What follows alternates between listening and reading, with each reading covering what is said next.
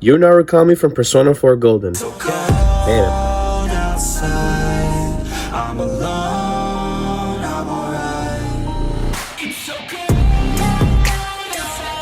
Hello everybody, my name is Jane Diaz and welcome back to another figure review. In my hand here, we have the Persona 4 Golden Hero, or to many of you who know, Yu Narukami, Chad, Yu, or however you like to pronounce it, from Persona 4. I know it says Persona 4 Golden right there, but that's what they base it off of. It doesn't really matter, it's still the same character. Now, I haven't done a video yet in this year, so freaking animations, Happy New Year's, even though it's already way too late for that.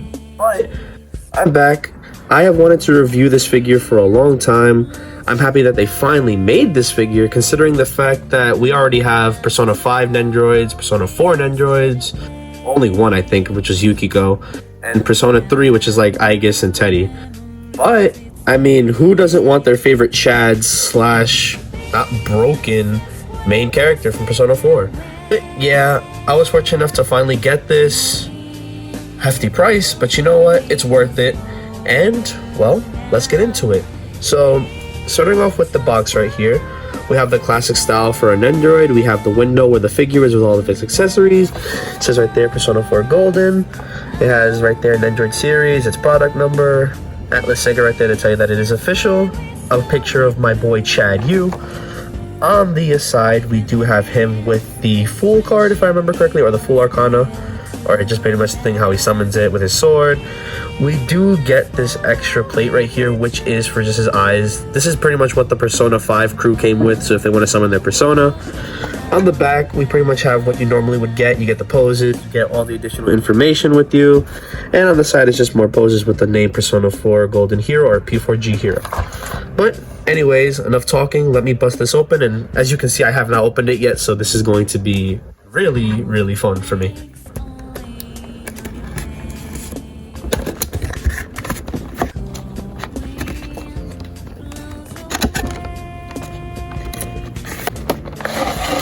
So here we have a closer look with the actual figure right here.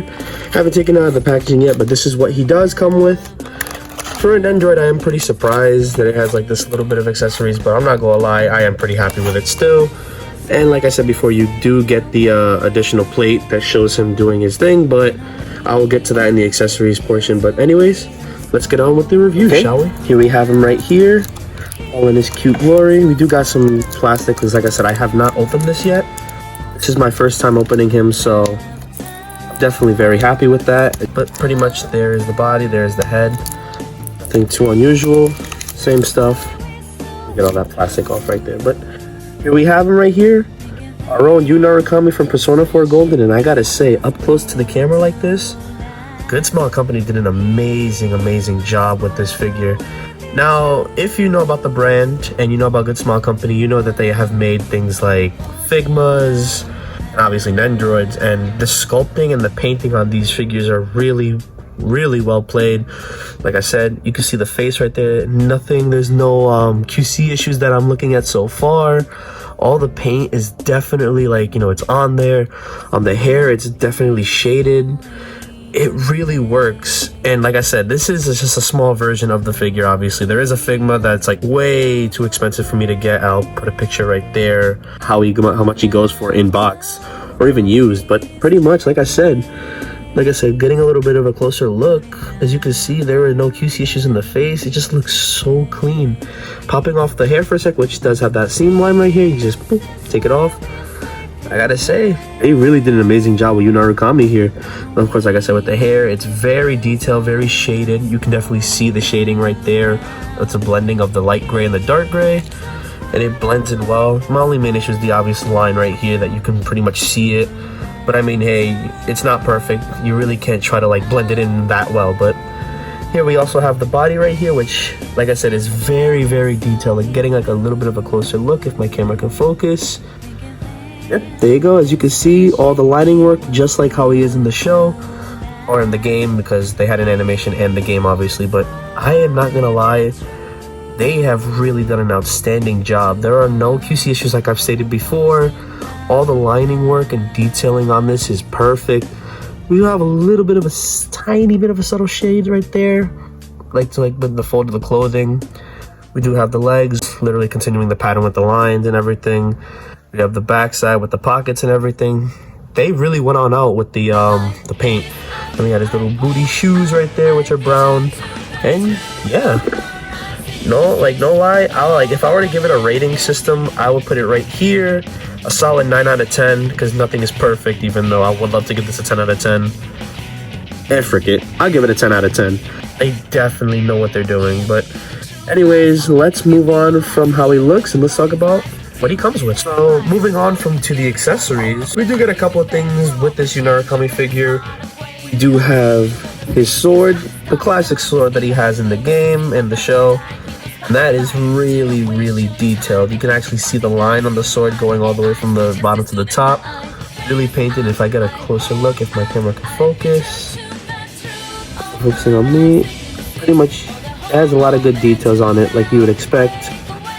Like, it's not as perfect, like I can see a little bit of like a splash, but it definitely works for what it does. Definitely, this is the sword that he comes with, so we're good there. He also comes with one of my favorite accessories. Obviously, his card right here, because in every Persona game there is a gimmick except for 1 and 2. They have Personas, but they summon it. In Persona 3, it was an evoker or a gun. In Persona 4, they use these cards, and in Persona 5, they use masks. But I gotta say, for it being this small, it's very detailed. If I remember, this is the full Arcana, which every main character has to summon their Persona, and I just like the transparency on the little wind effect, because like, as you can see, it definitely works well, because it's plugged into the hand. Wish there was a little bit more like shading on the card itself, but I gotta admit, just for it being so small, it works. I can get a closer look at that. As you can see, like, has the number 0 on it. It works for what it is, and I really want to pose him with this, which I will show some poses at the end, so feel free to stick around for that. But yeah, this really looks nice, and I like this accessory a lot. Now, moving on to the faces before we get on to everything else. Here we have this really cute smiling face, which, like I said, there is no QC issues on this whatsoever from what I'm looking at. It's just him all being happy. Like, you really can't expect it, especially if you watch the show or if you've played the game. He's definitely has this face a lot of the times.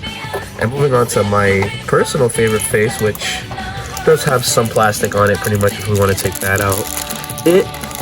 Before we do, here we have the face right here, which is his yelling face, his determined, I'm gonna find the truth face.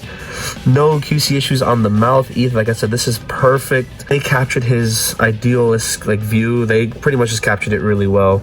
They captured everything well. There's no QC issues on the hair either. And yeah, the eyes are so crisp and clean, there's nothing wrong.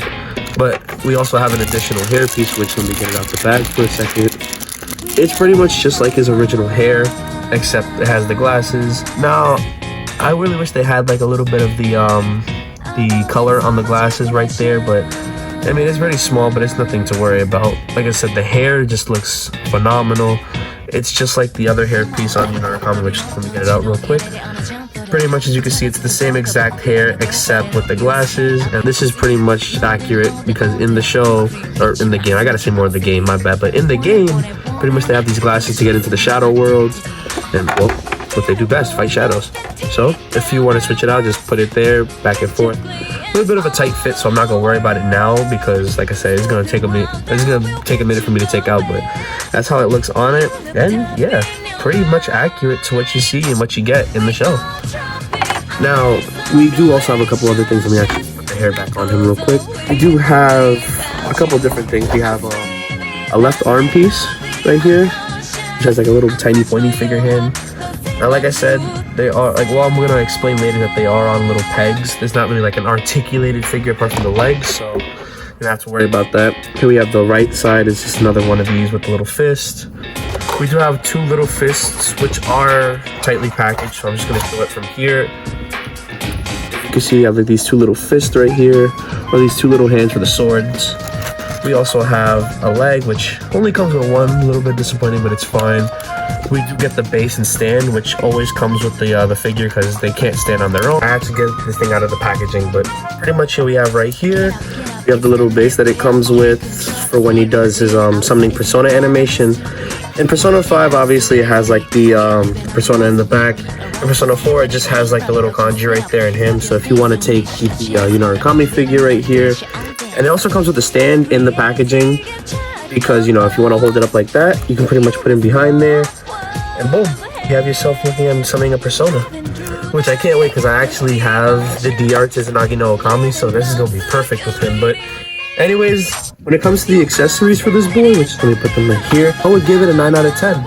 Mainly because it comes with what he needs to come with. There wasn't really anything else. Like, I don't know why they would add a fishing rod, even though not a lot of people would know what that reference would be from. Well, obviously Persona Forbidden, but I'm talking about like if they haven't watched it, or, you know, stuff like another thing. But he comes with what he needs to. He comes with the card, which makes sense for him. He comes with the sword, which is his weapon, and some arm pieces.